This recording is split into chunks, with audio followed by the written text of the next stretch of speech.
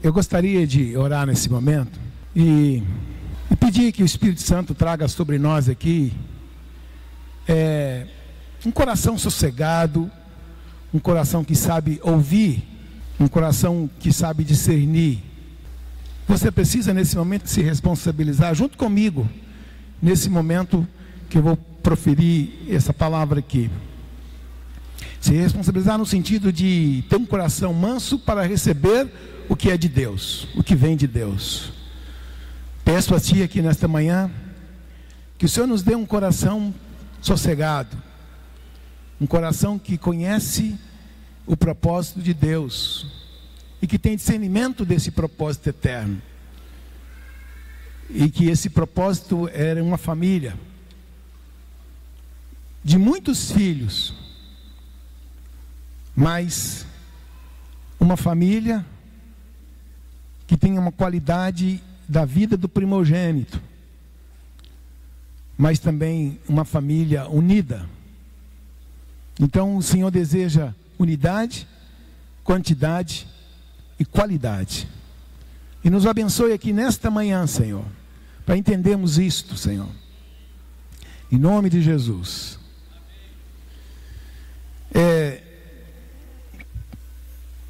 No propósito eterno, Deus deseja qualidade, quantidade e unidade. O espírito das trevas, o diabo, ele quer atacar um desses alvos de Deus para alcançar na igreja a unidade da igreja, a qualidade da vida da igreja e a quantidade. Nós estamos aqui animando os irmãos a pregar o Evangelho, porque o desejo do Pai é ter uma família de muitos filhos. Mas Ele não quer uma família de qualquer jeito. Então Deus nos deu os recursos e o Espírito Santo vem produzindo a qualidade de uma vida sujeita a Cristo. E Deus também quer a unidade. E o diabo vai tentar tudo contra essas três verdades.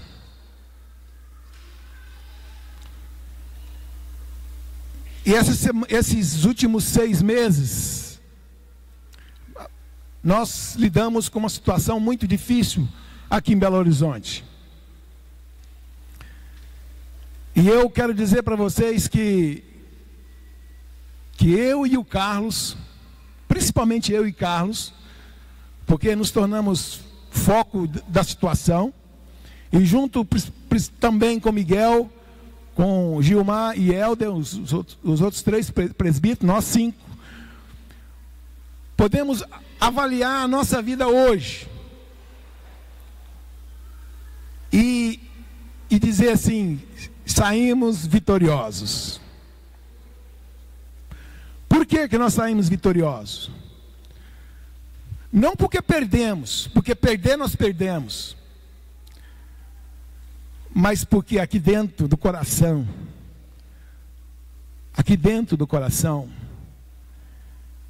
tem um desejo de agradar a Cristo e de fazer a vontade dEle, e de poder dizer assim: meu coração não está envolvido nesse negócio. Meu coração não se envolveu, pessoalmente não se envolveu. Lutei o tempo todo por um princípio, mas não por uma vontade, uma vaidade ou uma ambição pessoal. E hoje podemos afirmar que nós saímos vitoriosos porque o meu coração está em paz diante de Deus e que não há nenhuma divisão no meu coração. Esses irmãos que se foram, eu estou em paz com eles. Estou em paz. Porque dentro de mim não há uma divisão contra eles. Agora, então por isso eu posso falar desse assunto. Agora sim, durante esse tempo todo nós nos calamos. Vocês nunca ouviram falar sobre qualquer coisa aqui no encontro da igreja, mas hoje nós queremos falar. Porque não temos problema no coração e podemos falar isento de revanchismo, de falta de amor, falta de perdão, porque não existe isso no nosso coração. Mas antes de entrar nos detalhes, eu gostaria de falar dos princípios de Deus.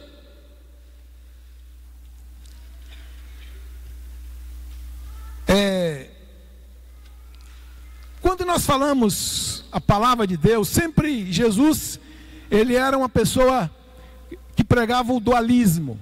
Ele falava de trevas, falava de luz, falava de morte, falava de vida, falava de céu, falava de inferno. Ele falava de ódio e falava do amor. Sempre ele era dualista. Ele mostrava o positivo e o lado negativo. E nós sempre nós falamos da unidade. E defendemos a nossa posição, da unidade no reino de Deus. Mas eu, sinceramente, me dei por uma verdade, uma situação. Nós nunca falamos da divisão. Jesus falava da unidade, mas falava também da divisão. E eu gostaria de falar um pouco sobre a divisão aqui. Foi o que aconteceu nesses dias atrás. E para falar, nós não podemos começar a falar de divisão sem falar da primeira e da grande divisão que aconteceu na eternidade. Com Lúcifer. Sabia que a primeira divisão nasceu no céu? E ele dividiu contra Deus. O grande pecado de Lúcifer, além de dividir no coração contra Deus, foi roubar 1/3 dos anjos de Deus.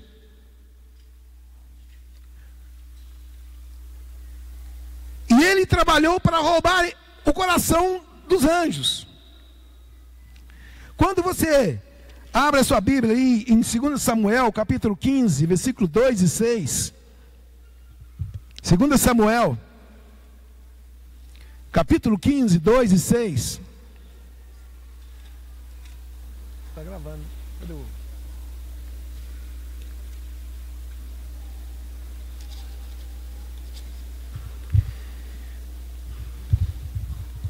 Levantando-se Absalão pela manhã,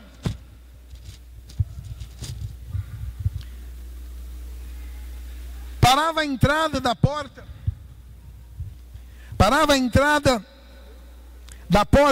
e a todo homem que tinha alguma demanda para vir ao rei a juízo, o chamava Absalão assim ele dizia, de que cidade és tu? Ele respondeu, de tal tribo de Israel é o teu servo. Então Absalão lhe dizia, olha, a tua causa é boa e reta, porém não tem quem te ouça da parte do rei.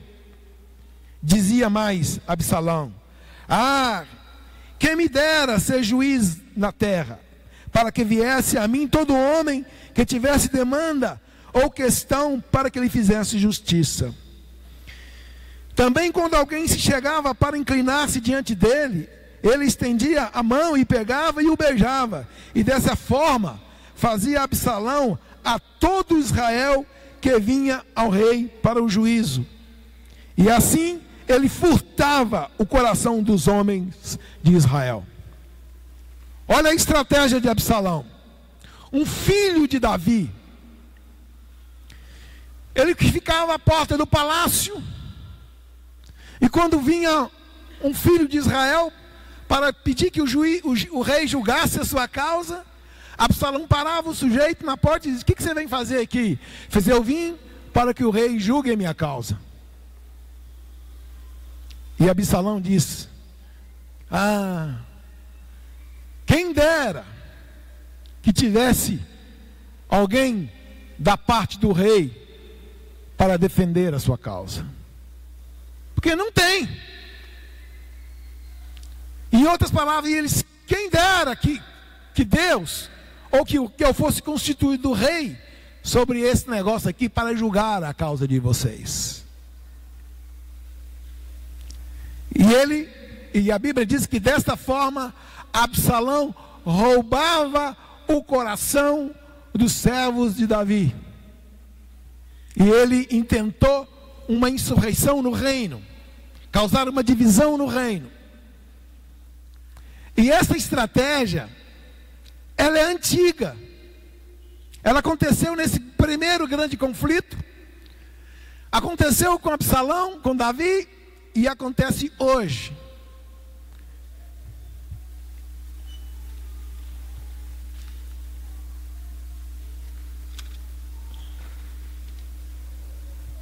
A divisão sempre começa com uma causa justa. Cristãos firmes e bem intencionados geralmente se tornam o pivô da divisão. E não é um profano, um prostituto, um adúltero, um cara aí que é rebelde declarado, é que vai causar uma divisão no reino de Deus. Mas geralmente são pessoas sérias, pessoas firmes nas suas convicções, né? E pessoas bem intencionadas, inclusive. A divisão virá com calúnia, com ira, com ódio, com engano, com amargura, com maledicência, com falta de perdão, com rebelião no coração e com orgulho. Nenhuma divisão virá sem esses ingredientes. Toda divisão, ela é produzida carregando no seu coração, no seu cerne, esse sentimento, esses sentimentos. Olha, qualquer um desses pecados isolados na vida de um irmão, nós tratamos com rigor, disciplinamos, corrigimos, levamos para os líderes, levamos para o presbitério. E qualquer maledicência, o orgulho, ou qualquer pecado de inveja, de ciúme, ou de ódio, ou ira, ou calúnia, nós tratamos como pecado. No entanto, quando esse pecado ocorre numa massa, em uma divisão, são considerados certos e justos. A ira é redefinida como lutar por um princípio. A calúnia e a maledicência agora são vistas como aliados em busca da verdade. Afinal de contas, nós queremos a verdade. E justifica-se a ira, a calúnia e a maledicência. Mas quando tratamos isoladamente, tratamos como pecado. Mas quando vem numa massa, é algo lícito. Entre aspas.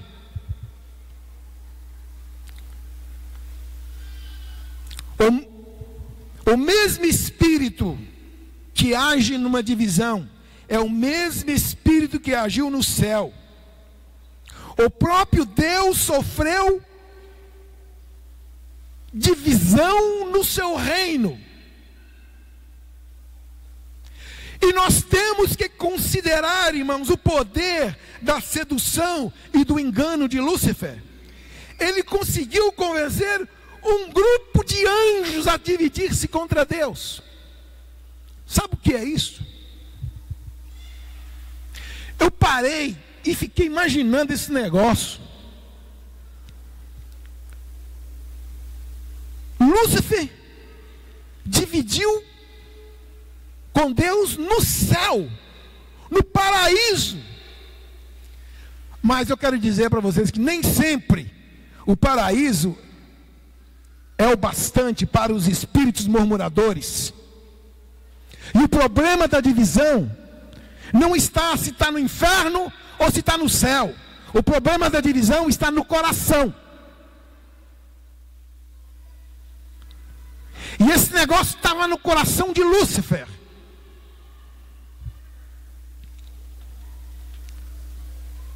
Lúcifer engendrou descontentamento entre os anjos de Deus e convenceu os anjos da injustiça que sofriam no céu. Pelo amor de Deus, você já pensou nisso? Lúcifer conseguiu convencer 1/3 dos anjos de Deus. 1/3, olha, 1/3 de anjo, deve ser anjo demais da conta. Eu acredito que deve ser bilhões de anjos. E ele convenceu os anjos que estavam eles sofrendo injustiça da parte de Deus. Veja o poder do engano usado por nosso antigo inimigo. Imagina se ele não conseguiria nos separar com a divisão na igreja. Se ele conseguiu dividir 1/3 dos anjos e roubar o coração de 1/3 dos anjos de Deus, imagina se ele não conseguiria dividir a igreja. O ambiente do céu é santo, é justo, é perfeito, é cheio de harmonia, e de amor, e de afeto. Mas na igreja, não é tudo isto não. Na igreja, não é tudo isto. Olha, se ele conseguiu fazê-lo no céu, não conseguiria fazê-lo na igreja? E o inferno tornou-se realidade como consequência da divisão. A realidade do inferno hoje, ela existe por consequência de uma divisão. E o diabo, ele é o pai da divisão. Ele é o pai da mentira. Ele conseguiu enganar os anjos.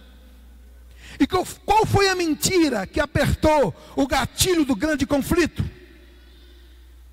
Qual foi a mentira que apertou o gatilho do grande conflito lá no céu?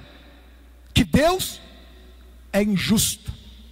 Deus não é bom. E qual é o gatilho que ele dispara na igreja para dar legitimidade à divisão na igreja? É que há injustiça na igreja. E que a igreja está à frente dela homens falhos, homens sujeitos aos seus erros.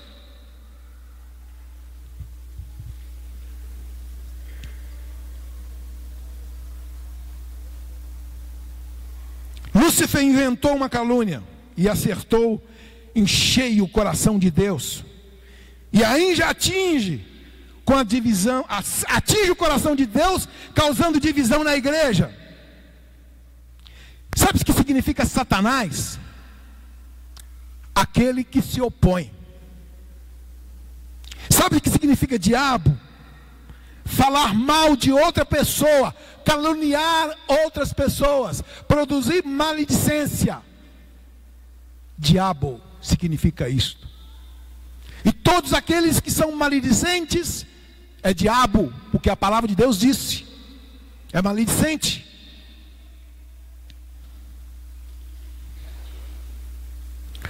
E uma das marcas de uma divisão é que os críticos do grupo dividido as críticas do grupo dividido nunca se esgotam e se alimentam daquela mentira todas as vezes que se reúnem, todas as vezes que estão juntas.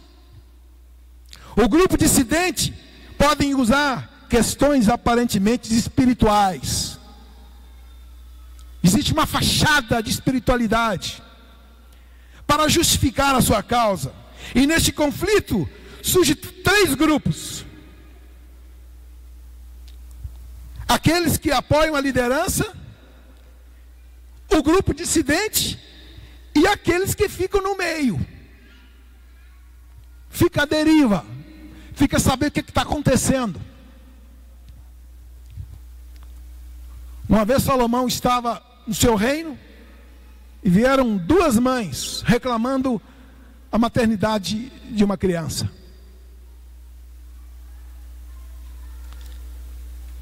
Salomão colocou a criança numa mesa. De um lado uma mãe dizendo que o filho era dela, e de outro dizendo que o filho era dela. E ela dizia: é meu. O outro: é meu, é meu, é meu, é meu, é meu.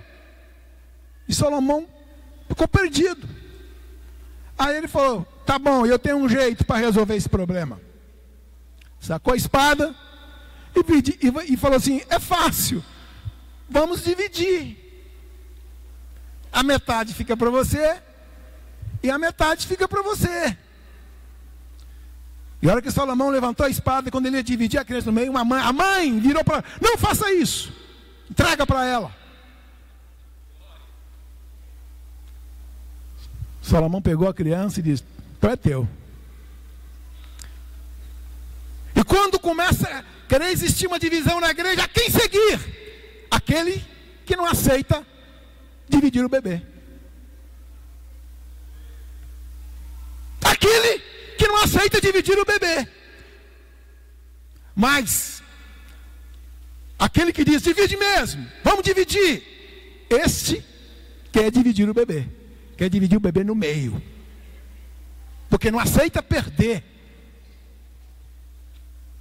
Não aceita ser humilde, ser manso, sujeitar.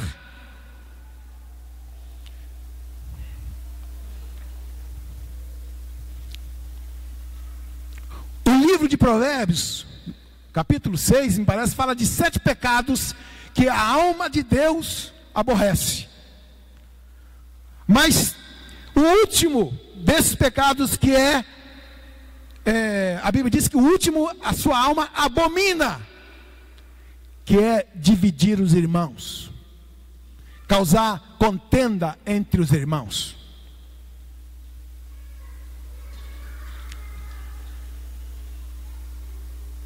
Jesus disse: ai do homem pelo qual vem um escândalo.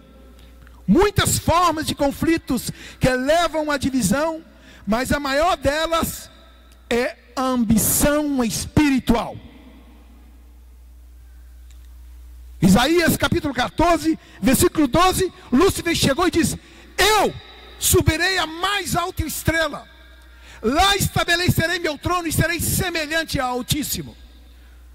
Lúcifer não apenas queria ser semelhante ao Altíssimo, tomar a posição que o Altíssimo ocupava,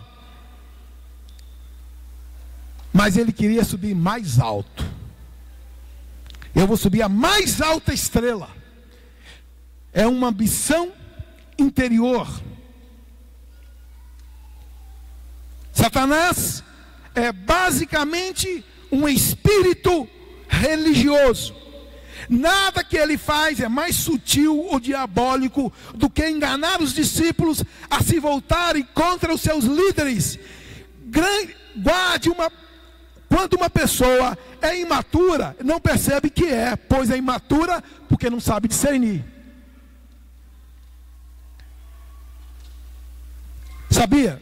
Satanás, a maior especialidade dele não é na área da medicina, nem da saúde, nem da economia, e nem da mídia, nem de qualquer ciência. A maior especialidade dele está na área da religião.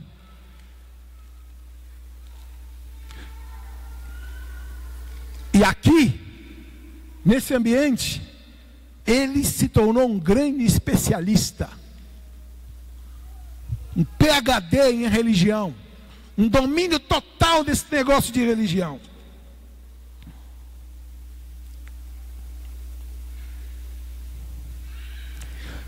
Quando a ambição pessoal e o orgulho se unem, nos tornamos pessoas espiritualmente perigosíssimas. Quando uma ambição pessoal e o orgulho se unem, uma bomba poderosa se formou.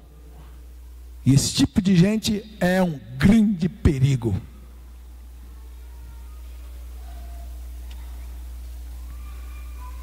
E a ambição é a tentativa da carne de alcançar a promessa do Espírito com um chamado. Uma pessoa tem um chamado de Deus. E a ambição é tentar alcançar esse chamado de Deus fora do tempo, do momento, da hora de Deus. Não foi o que aconteceu com Moisés? Moisés recebe um chamado de Deus. E ele, pelo seu jeito, pela sua atitude, pela sua carne, ele foi lá e matou um egípcio e enterrou na areia. Por quê?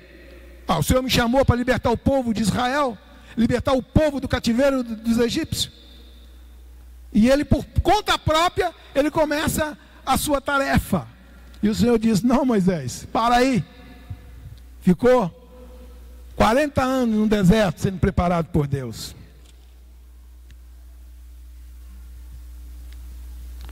E a alma ambiciosa não consegue esperar o tempo de Deus. A ambição quer abrir portas onde não existe. E a voz que mais obedecemos nem é a voz de Deus, mas a pressa da nossa própria ambição.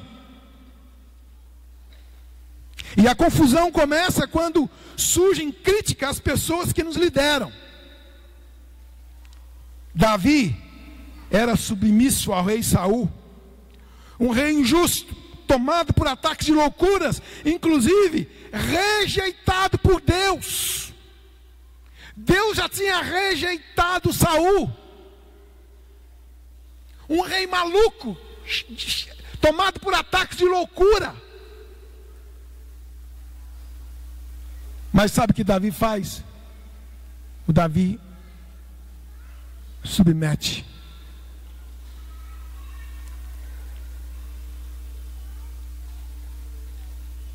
Por acaso,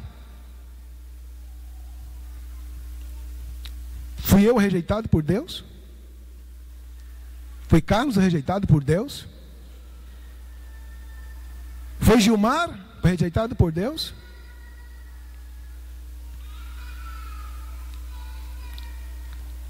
Por acaso nos manifestamos aqui com ataques de loucura diante de vocês, que vocês ficam aí apavorados? Nem isto justificaria uma rebelião contra uma autoridade. Nem isto, porque Davi sabia que nem isto poderia justificar uma rebelião contra a autoridade. Porque Deus é que governa a sua igreja. E essa igreja está nas mãos dele. E a Bíblia diz que o coração do rei está nas mãos do Senhor. E ele inclina como quer. E quando um homem tenta causar uma insurreição na igreja, ele diz: Deus perdeu o controle da igreja, eu tenho que agir rapidamente.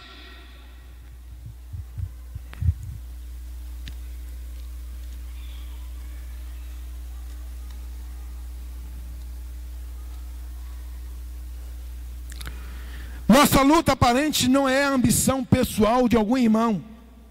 Ambição é apenas a porta de entrada para espíritos enganadores.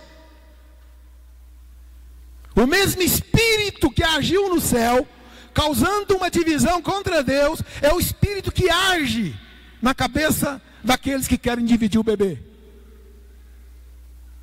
E eu vou declarar um negócio aqui, em nome de Jesus. Se você divide o corpo de Cristo, saiba de uma coisa: você está colocando na sua sala uma cadeira para Satanás sentar e digo: governe e reine sobre nós.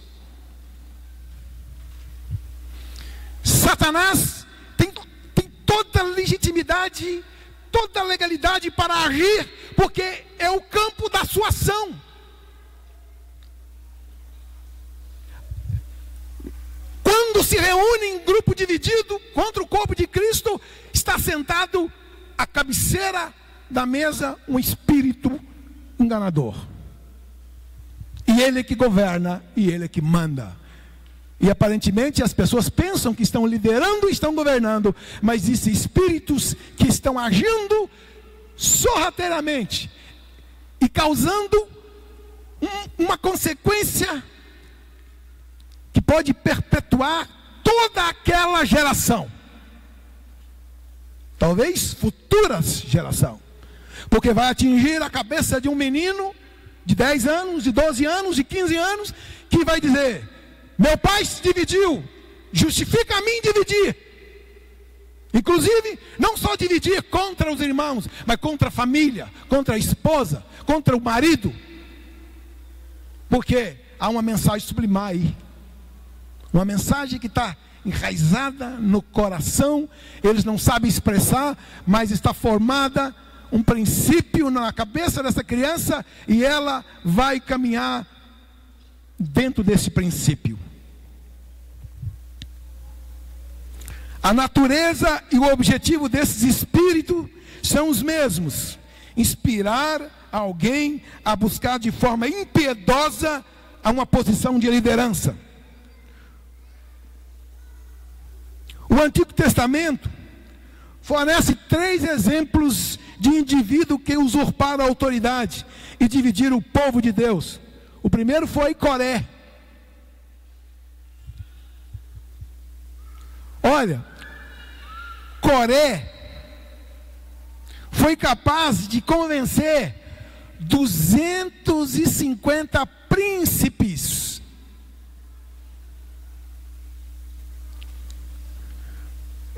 Não foi convencido agricultores, não foi convencido gente simples da construção civil. Não sei se naquela época tinha construção civil. Tinha, Sérgio? Sérgio que é engenheiro aí, ele sabe. Cadê o Sérgio? Cadê o Sérgio? Tinha, Sérgio? Tinha. Não foi gente simples. Coré conseguiu convencer 250 príncipes de Israel.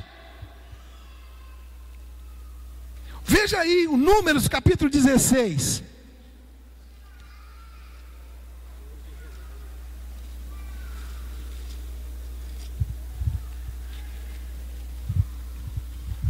Coré conseguiu convencer gente inteligente, capaz de raciocinar e de pensar.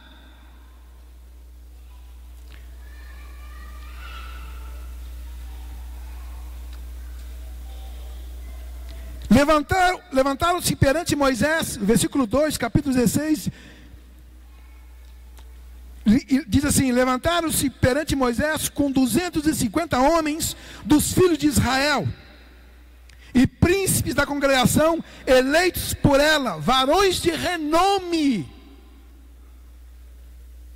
e se ajuntaram contra Moisés e contra Arão, e lhe disseram: basta, Moisés, chega da opressão, Moisés, estamos oprimidos há muito tempo.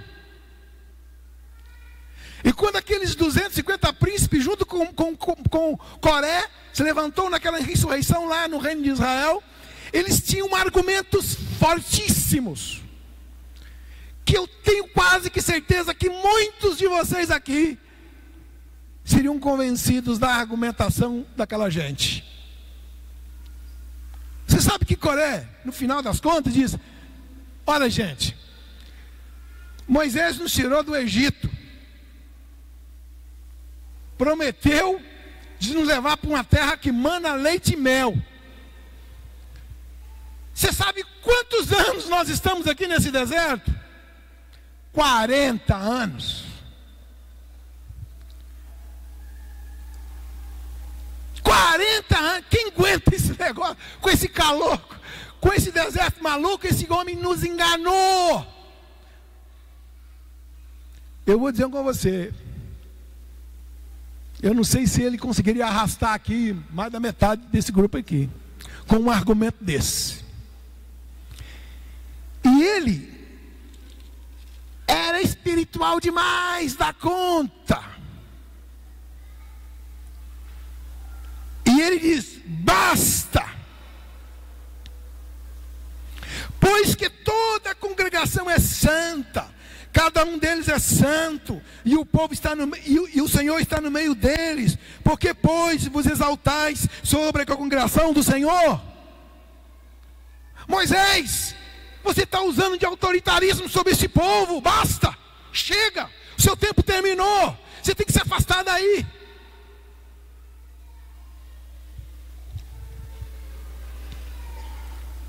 E tendo ouvido isso, versículo 16.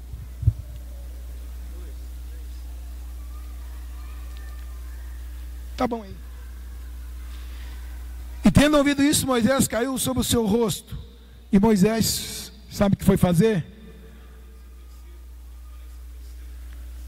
Vou falar isso.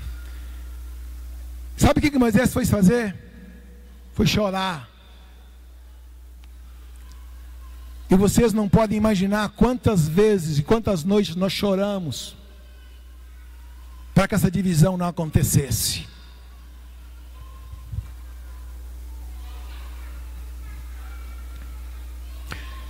Veja aí no versículo 8 e 10.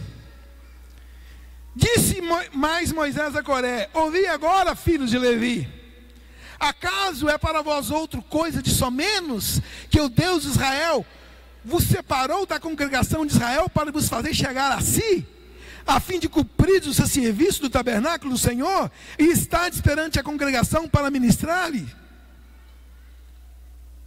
É pouco para você, Coré, ser o terceiro aqui em Israel? Coré era o terceiro. Primeiro era Moisés, segundo era Arão, e Coré era o terceiro. E ele disse: você tem a liberdade de ministrar ao povo de Deus, Moisés, ou Coré.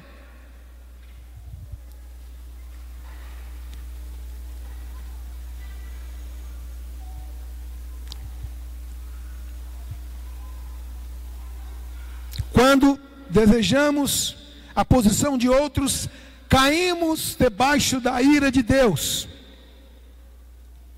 Amados, expressar ao líder preocupação de uma forma humilde dos problemas da igreja é sadio. Mas por orgulho e ambição é expor-se à ira de Deus. Agora um detalhe importante: nenhum dos filhos de Coré, presta atenção nisso, nenhum dos filhos de Coré morreu nesta rebelião. Nenhum. Vocês conhecem a história, todos eles morreram. Todos, os 250, num momento só, eles foram executados por Deus. O chão abriu, não foi? O chão abriu, não foi? O chão abriu e caíram para um buraco, precipício abaixo. Caíram vivos no abismo, sepultados vivos. Nenhum dos filhos de Coré entrou nesta rebelião. E você começa a abrir o livro de Salmos, muitos anos depois, os salmos dos filhos de Coré. O Miguel estava me mostrando ali um dos salmos do filho de Coré, que falava sobre o Messias e sobre a igreja. Coisa mais linda. E hoje nós podemos exaltar os filhos de Coré, porque eles não entraram nesta rebelião. E onde estão os 250 príncipes? Sepultados vivos. A Bíblia diz que o homem perverso espalha contendas, e o difamador separa os maiores amigos.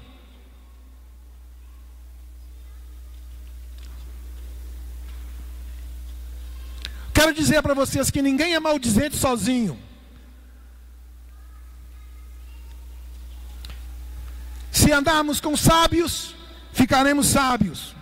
Mas se abrirmos nosso coração aos críticos e maldizentes, ficaremos iguais a eles. E quero dizer, o mundo dos ingratos, dos maldizentes e daqueles que causam divisão é um mundo habitado por demônios. Se você é propenso a ser ingrato e maldizente, arrependa-se e recuse a falar e a ouvir. Porque é um mundo habitado por demônios. Portas de legalidade se abrem na vida daqueles que querem dividir, ser maldizentes e serem caluniadores. Estão abrindo portas de legalidade para que o diabo oprima e traga destruição na sua casa.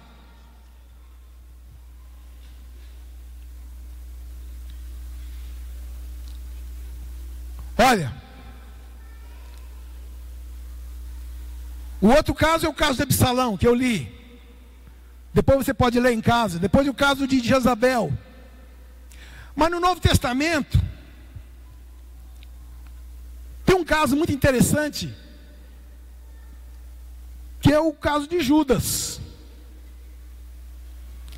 É possível que Judas, antes de trair Jesus, ele já tinha feito muitas críticas a Jesus. Muitas. E a gota d'água para Judas foi quando Jesus permitiu que um bálsamo tão caro fosse desperdiçado. E Judas perguntou: por que não se vendeu esse bálsamo que valia 300 denários e distribuía aos pobres? E a Bíblia diz que ele disse indignado.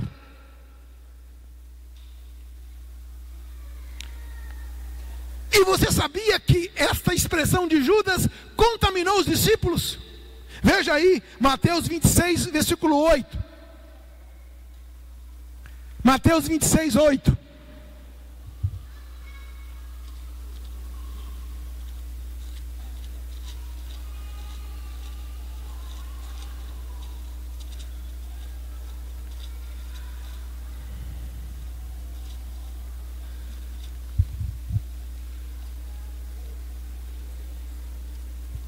Mateus 26, qual é? Eu notei errado aqui. 16:8. 26:8. Aproximou-se dele uma mulher tratada, e vendo isto, indignaram-se os discípulos e disseram: para que esse desperdício?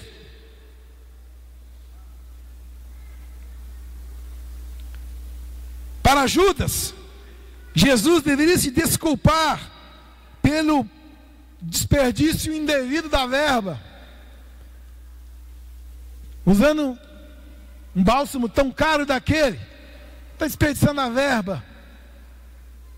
Em outras palavras, acusou Jesus também de vaidoso e presunçoso.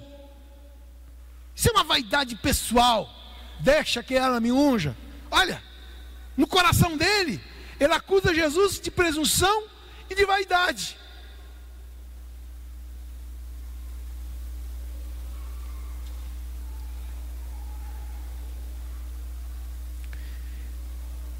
A traição e a divisão nunca é algo súbito, repentino. A traição e a divisão trata-se de uma reação acumulada. A ira, a decepção, a inveja, o ciúme, que não foi resolvida no coração.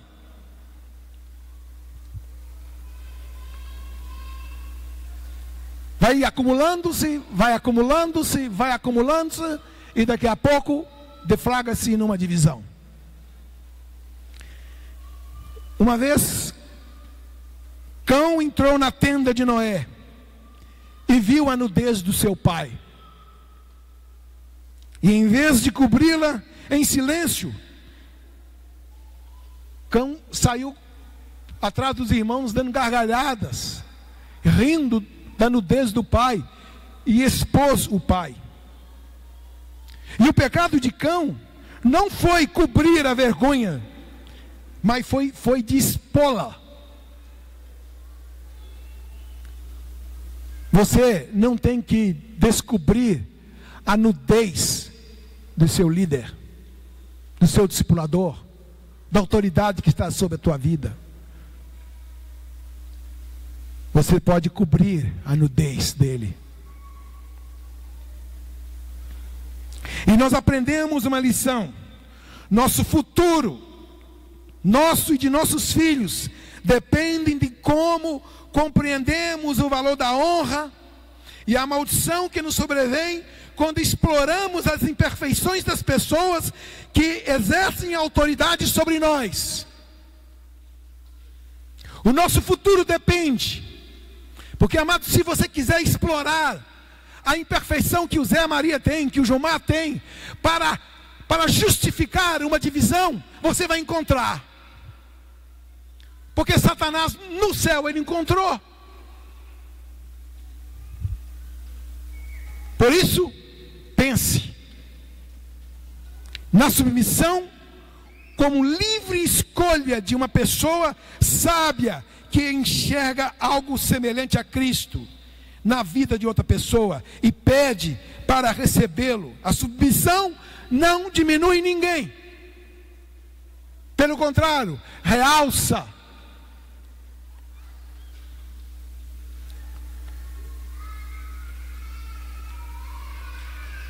Jesus fez uma oração. Pai, eu oro para que eles sejam um, assim como eu e tu, Pai, somos um. E eu quero fazer uma declaração aqui nesta manhã. Nunca mais nós vamos ouvir falar que no nosso meio experimentamos uma divisão. Amém, irmãos? Vou falar de novo. Nunca mais nós vamos ter notícias de que no nosso meio houve uma divisão. Amém, irmãos? Nunca mais. Nunca mais. Acabou.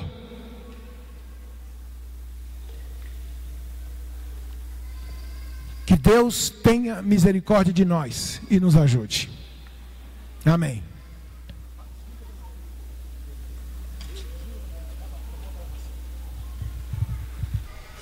Nós vemos uma resposta de Deus